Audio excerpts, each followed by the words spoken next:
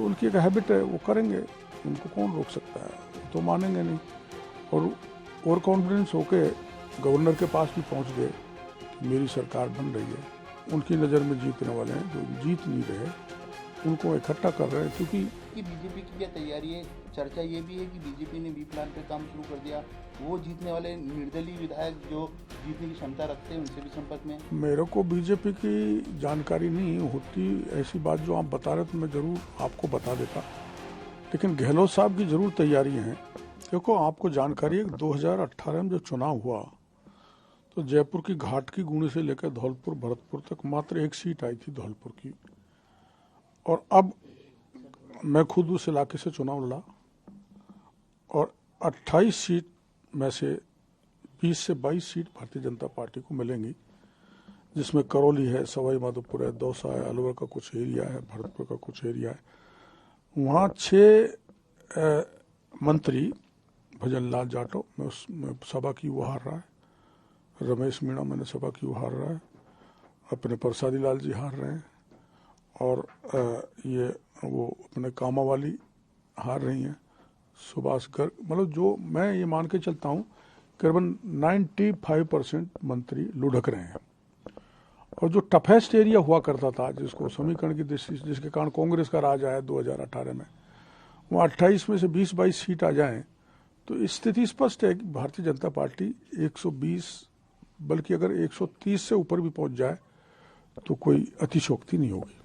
मीणा साहब, लेकिन मुख्यमंत्री अशोक गहलोत दावा कर रहे हैं कि गारंटियों के बदौलत वो इस बार राज नहीं बदलेगा, रिवाज बदलने वाला है।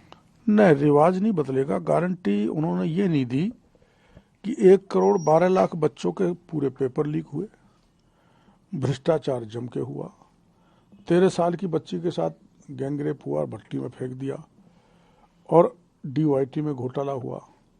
गणपति प्राजम आप मेरे साथ गए ही थे, उसके अब तक सोने की सिल्ली और काला धन निकल रहा है। तो ये भ्रष्टाचार जो चरम पर था और जो तुष्टीकरण किया और जो जवान और किसान परेशान हुए, वो गारंटी तो दी नहीं उन्होंने 5 साल में। अब गारंटी लाके जब दी है, जब चुनाव नजदीक आ गए थे, तो राजस्थान की जनता इतनी बेवकूफ नहीं है। 5 साल पहले करते तो समझ में आता, चुनाव के वक्त किया है तो वो जानते हैं कि ये चुनावी फसल काटना चाहते हैं, जिसको राजस्थान की जनता ने पूरी तरह से नकार दिया। कुछ सर्वे कांग्रेस का भी सरकार बनती भी बता रहे हैं। वो हो सकते हैं, पर इसमें कोई दम इसलिए नहीं है कि मैं आपको एक मोटी पूरे राजस्थान का आइडिया तो इसी बात से लग जाएगा कि जब सवाई माधोपुर 4 सीट जीत रहे हैं, दौसा में 5 में से 4 सीट जीत रहे हैं, जो टफेस्ट एरिया है समीकरण की दृष्टि से।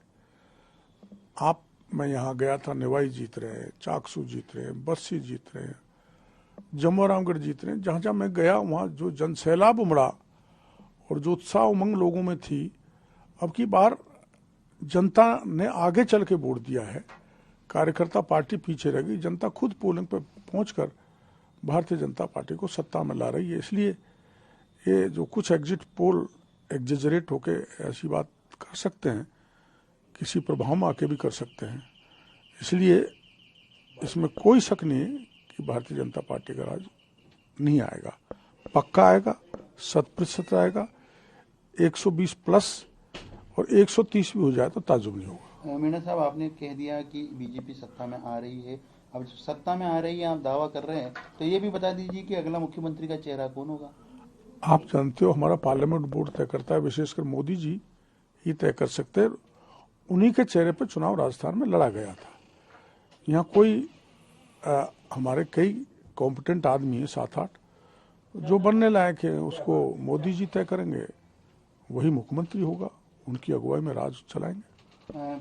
मीणा साहब, क्योंकि अलग अलग सर्वे एग्जिट पोल के सामने आए हैं, आपका अपना दावा है, लेकिन जब मठ पिटारा खुलेगा तो परिणाम सामने आएंगे, वो वास्तविक होंगे। उसके पहले की बीजेपी की क्या तैयारी है? चर्चा ये भी है कि बीजेपी ने बी प्लान पे काम शुरू कर दिया, वो जीतने वाले निर्दलीय विधायक जो जीतने की क्षमता रखते हैं उनसे भी संपर्क में। मेरे को बीजेपी की जानकारी नहीं होती, ऐसी बात जो आप बता रहे तो मैं जरूर आपको बता देता, लेकिन गहलोत साहब की जरूर तैयारी है। उन्होंने बेंगलोर में 2 बड़े रिसोर्ट बुक कर लिए और सबको बाड़े में ले जाकर बंद करेंगे और 3 तारीख को वैसे ही छोड़ देंगे जैसे पिंजरे में से बंदरों को छोड़ा जाता है, वो सब वहाँ जाके हार जाएंगे। तो मतलब आपको लग रहा है कि बाड़ेबंदी की तैयारी कांग्रेस की ओर से की जा बाड़ेबंदी की तैयारी कांग्रेस से की जा रही है। मैं बड़े ऐसे आश्वस्त विश्वस्त सूत्रों से कह रहा हूँ आपको। और सब जो उनकी नज़र में जीतने वाले हैं, जो जीत नहीं रहे, उनको इकट्ठा कर रहे हैं, क्योंकि इसकी बाड़ेबंदी की राजनीति 5 साल तक गहलोत साहब ने राजस्थान में की है और राजस्थान को कंगाली की तरफ धकेल दिया।